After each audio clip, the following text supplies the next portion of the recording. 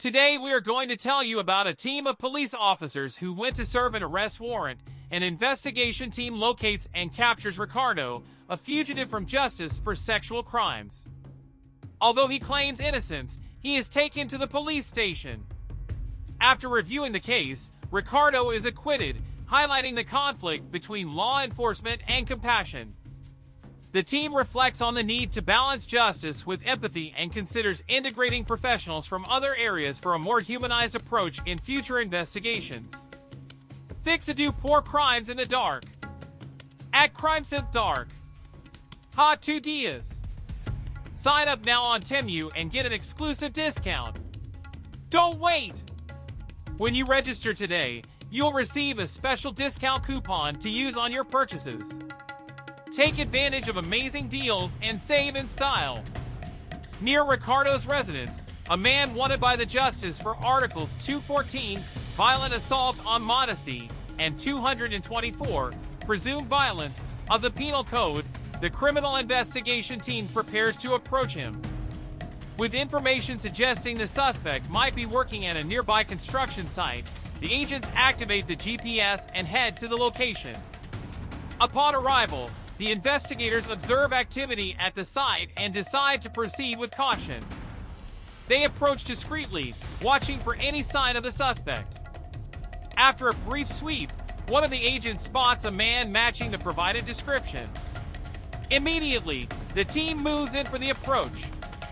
With weapons drawn, they order all workers to raise their hands and move inside the construction site. The suspect, visibly tense, is identified and questioned about his identity and background. After identification, the investigators confirm that the man is indeed Ricardo, the wanted fugitive. He admits to having been convicted of sexual abuse against his own granddaughter, but claims there was a misunderstanding and the accusation was unfounded. Despite the suspect's version, the agents decide to take him to the police station to verify his judicial status. During the journey, Ricardo explains that, after the alleged incident, he managed to avoid conviction but became a fugitive out of fear of being arrested again. Arriving at the 55th Police District, the investigators begin the identification and background check procedures for Ricardo. They request the support of the legal team to analyze the case and determine the next steps. While waiting for the legal analysis, the investigators conduct a thorough search of the judicial records and files. They discover that Ricardo had indeed been previously convicted of a sexual crime involving his underage granddaughter. However, after an appeal, his sentence had been reduced, and he had been placed on probation. Despite this, fearing another arrest, Ricardo chose to remain a fugitive, adopting a new identity and hiding in various locations. The investigation team is divided between sympathy for the suspect's story and the need to uphold the law. They discuss the possible legal and ethical implications of his case, seeking the best course of action. After careful consideration, the legal team concludes that, despite Ricardo's claims of misunderstanding, he is still considered a fugitive. Although his original sentence was reduced, his prolonged evasion of justice makes him subject to rearrest. The investigators then convene to discuss the best approach. Some advocate for a more compassionate stance, arguing that Ricardo seems to have learned from his mistakes and imprisonment might not be the best solution. Others insist on the necessity of upholding the law and returning him to justice. After a lengthy debate, the team decides that, despite mitigating circumstances, they cannot ignore the fact that Ricardo is a fugitive. They conclude that the best option is to return him to the judicial system, where his situation will be reassessed and a new decision will be made. With the decision made, the investigators approach Ricardo and explain the situation. They make it clear that while they understand his concerns, they cannot simply ignore the fact that he is a fugitive. Ricardo, visibly distressed, pleads for a chance, claiming that his life would be ruined if he were arrested again. However, the agents remain firm, reaffirming that the law must be upheld. They inform Ricardo that he will be taken back to the judicial system, where his situation will be reevaluated based on all the evidence and circumstances of the case. During the journey to the station, the atmosphere is tense. Ricardo, in desperation, attempts to negotiate and even bribe the investigators, but they remain resolute. They understand that, despite the emotional difficulties involved, their mission is to ensure justice is served. Upon reaching the station, Ricardo undergoes all identification and booking procedures. The investigators work closely with the legal team, providing all case details and the circumstances of the approach. While waiting for the next steps, Ricardo is held in custody. He appears increasingly desperate, fearing the worst. The agents, meanwhile, maintain a firm stance, aware that despite the emotional complexity of the case, their role is to uphold the law and ensure public safety. After a thorough review of Ricardo's judicial process, the legal team determines that while there are indications that the original crime may have been a misunderstanding, his status as a fugitive is undeniable. They conclude that Ricardo must be transferred to the prison system for his situation to be reassessed by the courts.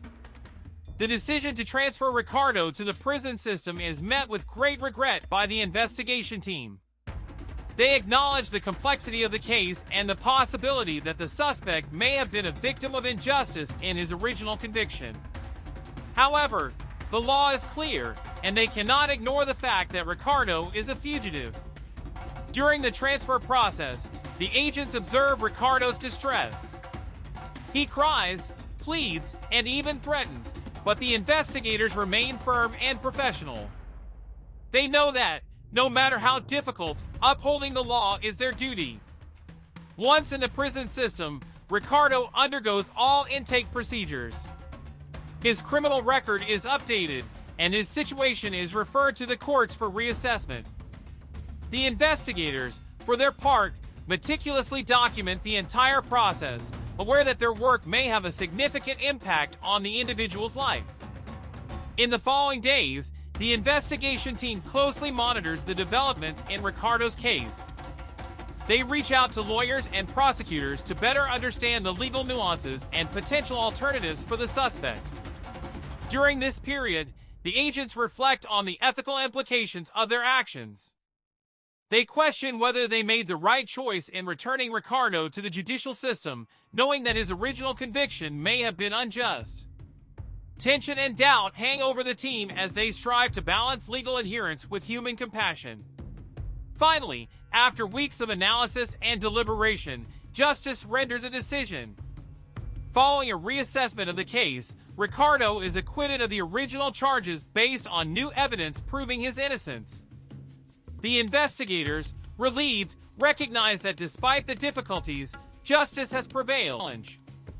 After Ricardo's acquittal, the investigation team reflects on the importance of a balanced and compassionate approach, even in complex cases. They recognize that criminals are sometimes victims of difficult circumstances, and justice should consider not only the acts committed but also the social, emotional, and psychological factors that led to them. The agents decide to implement changes in their operational protocols, seeking greater integration with professionals in fields such as psychology, social assistance, and restorative justice. They understand that to combat crime effectively and sustainably, it is necessary to understand the root causes of the problem and offer alternatives that promote reintegration and rehabilitation. This transformative experience leads them to adopt a more empathetic and understanding stance in their future investigations. They know that while enforcing the law is fundamental, true justice can only be achieved when there is a balance between accountability and compassion. The implementation of a more balanced and compassionate approach faces various challenges for the investigation team. Some of the main obstacles include cultural resistance. Many public safety professionals are accustomed to a more rigid and punitive mindset. Convincing them of the need for a more humanized approach requires significant efforts in sensitization and training. Budgetary limitations. Integrating professionals from other areas, such as psychologists and social workers, requires additional resources that may not always be available. The team needs to find creative ways to secure funding and partnerships to make these changes feasible. public distrust. Some segments of the population may see these initiatives as coddling criminals, leading to resistance and distrust. The team must work on effective communication to explain the benefits of this approach for society as a whole. Coordination difficulties. Integrating different areas and professionals requires a clear governance structure and efficient communication channels. This organizational challenge will not be trivial. Fear of reduced effectiveness. Some team members may fear that a more compassionate approach could compromise effectiveness in fighting crime. They need to be convinced that it is possible to combine law enforcement with a more humanized perspective. Despite these challenges, the team is determined to implement the necessary changes, knowing that the path will not be easy, but that in the long run, this approach can bring more enduring and beneficial results for society.